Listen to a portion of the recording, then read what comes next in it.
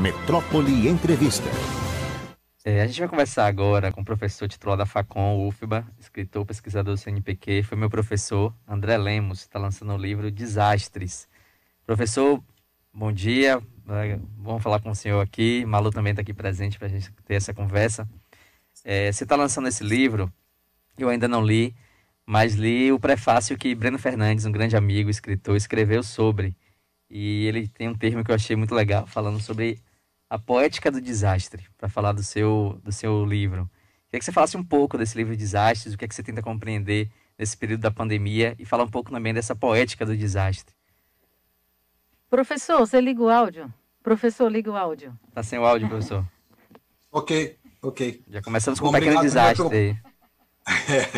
São os pequeníssimos desastres. Obrigado, André, obrigado, Malu, obrigado aí, Metrópole, pelo convite. Um prazer sempre falar com vocês. Estava ouvindo vocês falando antes e são muitos desastres, né, que estamos sofrendo agora, né?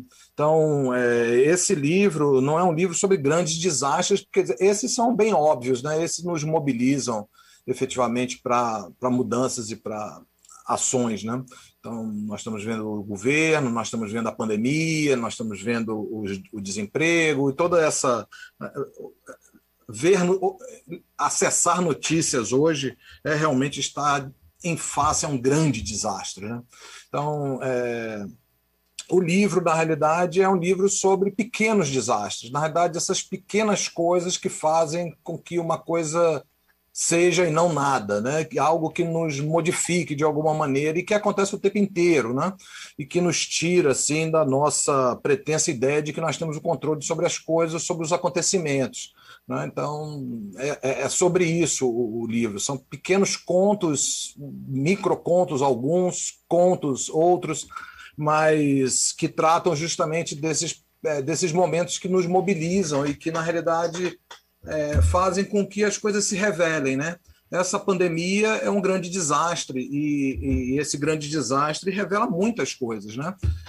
Já falei aqui quando eu estava lançando meu outro livro, A Tecnologia é um Vírus, que na realidade o vírus é uma construção, ele é um organismo biológico, obviamente, mas ele é uma construção, porque ele é produzido dependendo do lugar onde ele está, pela mídia, pela ciência, né, pela economia, pela política. Então, quando esse vírus entra no Brasil, o que ele vai revelar, esse desastre vai revelar, é uma coisa bem diferente do que acontece na Austrália, na Nova Zelândia, na França, em Israel, nos Estados Unidos.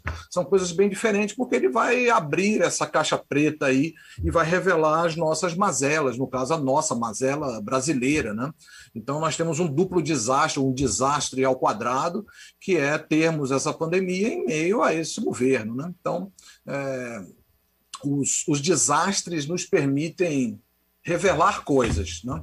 Então, mas o livro não fala de grandes desastres, não. O livro fala de pequenos desastres, mas o nosso grande desastre está sempre nas entrelinhas. A gente está conversando com o professor André Lemos. Professor, o quanto essa escrita literária consegue alcançar aspectos que uma escrita acadêmica não conseguiria para abordar esse tema e tantos outros? Olha, eu acho que são estilos, né? O que modifica uma escrita acadêmica de uma escrita literária é o estilo, não é? Então, no caso da literatura, eu acho que o papel da literatura, a importância assim, social, estética da literatura, nos dá um parâmetro de baliza ética, moral, sobre aquilo que nós fazemos. A nossa experiência de primeira mão no mundo ela é muito curta. Não é? Então, a literatura é uma forma que a gente tem de aprender com outros, né? Com comportamentos diferenciados dos personagens, dos eventos. Então, a literatura tem esse papel fundamental de ampliar a nossa ação no mundo e a nossa visão sobre as ações possíveis no mundo. Não? A academia, a literatura acadêmica é uma literatura que tende a seguir cânones, como, por exemplo, você tentar sempre avançar o conhecimento a partir daquilo que a literatura aponta como uma certa estabilidade do que é a verdade em determinado campo. Então, para que eu diga, olha, o acidente é quando uma pessoa anda na Alameda, que é uma personagem, ela está perdida, ela não sabe para onde vai, e ela recebe um tranco por trás, ao acaso, e isso faz com que ela tome essa decisão de ir para o lado esquerdo e não para o lado direito, essa é uma ação que vai gerar uma consequência específica. Eu posso dizer isso muito tranquilamente na literatura, embora eu tivesse que tentar provar por A mais B, que é justamente esse impacto que faz com que essa personagem tome esse percurso e não uma outra coisa, a sua própria consciência, a sua decisão, etc. Então, tomar decisões na literatura convoca sempre o leitor para que ele participe de alguma forma na interpretação daquilo que acontece. A literatura acadêmica tende a ser menos aberta nesse sentido. Por isso é mais interessante escrever literatura do que escrever texto acadêmico, né?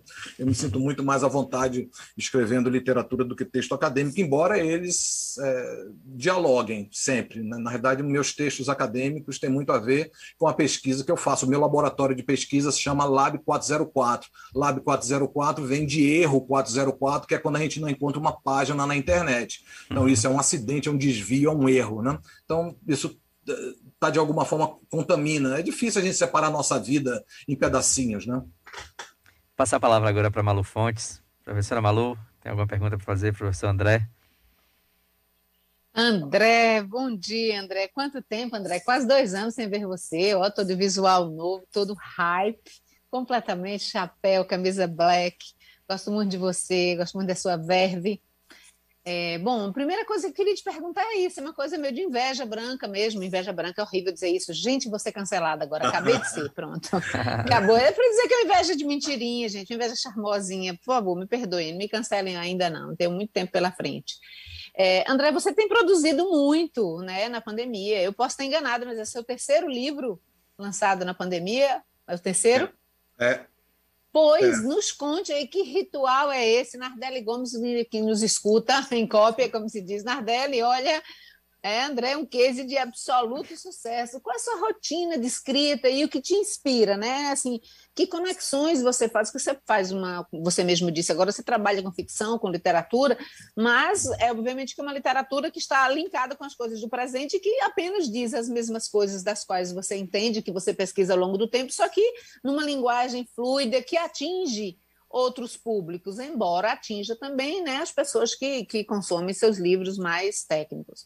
Eu gosto muito de um livro seu, porque eu gosto muito da série, acho maravilhoso, até o título. Isso é muito Black Mirror, adoro. Não é muito. Não, isso não é muito Black Mirror, pronto, desculpa.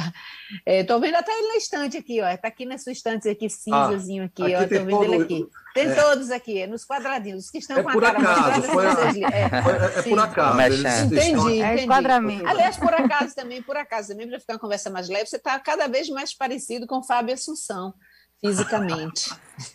Quais parece aspectos, irmãos, não parece a mesma pessoa. Mas em quais aspectos você está dizendo que parece? Não, fisicamente, sim, sabe? Que bom. Esse rosto, fisicamente, claro, só fisicamente.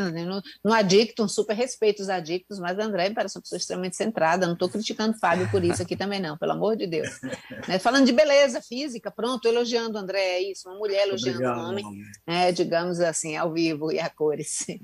Nos fale, assim, do processo, né, de criação, como é o seu método de produzir, né? Você anota coisas, você já tinha esses livros e agora o fardo está um pouco mais dentro de casa, né? Pelo próprio estímulo que é ficarmos em casa, você está escrevendo mais, nos conte disso. Só fazer um registro aqui, professor, rapidinho, Nardelli Gomes está ouvindo, Nardelli disse que está ouvindo e vendo, está acompanhando, Malu citou ela aqui. Legal, querida Nardelli, bacana, um beijo.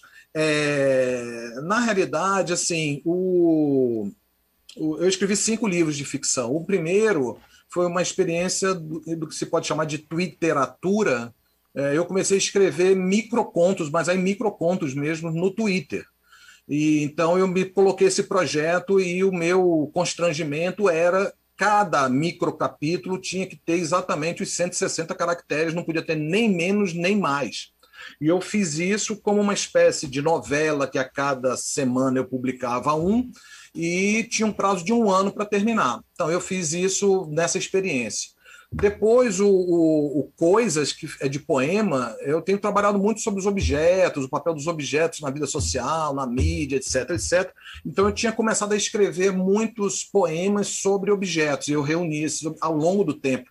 Né? Não foi uma coisa focada, assim, vou escrever sobre isso, mas ia escrevendo, depois eu falei, bom, eu tenho muita coisa aqui, reuni e publiquei também. O Objetos da Bahia, na realidade, eu tiro sempre assim, eu vou escrevendo ao longo do ano, mas eu tiro minhas férias para fazer isso.